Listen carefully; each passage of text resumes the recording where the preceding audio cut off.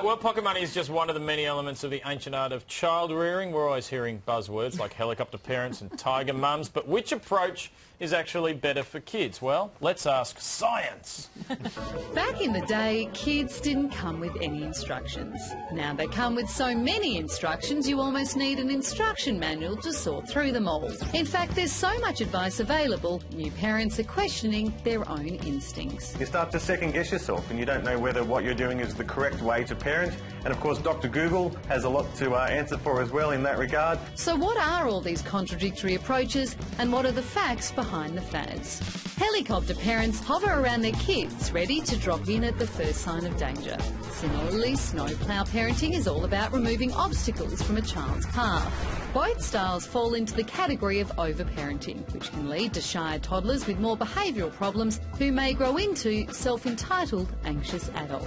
If a child never gets to experience those little small failures that we all experience growing up, then they don't know how to cope with larger failures perhaps later on. Then there's styles which emphasise control or discipline. Permissive parents either don't set rules or don't enforce them, while authoritarian parents demand obedience. The permissive style is associated with poor school results and self-destructive behaviour, while overly strict parents can leave kids with poor social skills and low self-esteem. There's an idea that you need to know the right way to do things, and if you do something wrong, then there's going to be long-term consequences. So if these extreme approaches can lead to negative outcomes, is there a style that guarantees awesome results every time? It's about what fits naturally with you, and I think it's important that parents trust their own instincts and don't get too swayed by all these different opinions. Definitely parents should not worry about all these terms flying around and just really stick to common sense. Ultimately, if you're not sure which advice to follow, remember countless generations had no manuals at all,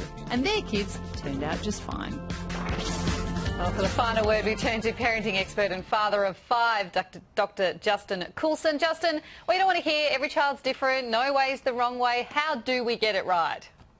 Well, every child's different, and I'm just kidding. There are two things that kids have to get from us. The first thing is they need us to be emotionally available to them, and the second thing is they need us to help them to establish limits. The emotional availability helps them to feel good about themselves. The limits help them to regulate their behaviour and their emotions. Mate, my family is really, it's based on a dictatorship, but the kids are the ones who are dictating to me and my wife, I believe. How do I stop them being in charge, or should I just let them do whatever they like? The simple thing that we need to do is we sit down with the kids and we say, there's a few things that need to change. I'm the mum or I'm the dad, and this is what we're going to do different. You're talking revolution. I think there's got to be a revolution. I know we joked about it before, Justin, but you do have 5 children. Do you find that each child needs a different parenting style, or does the discipline and availability thing, is that it for all 5? The differences come when we recognise that they've got their unique temperaments, their unique personalities.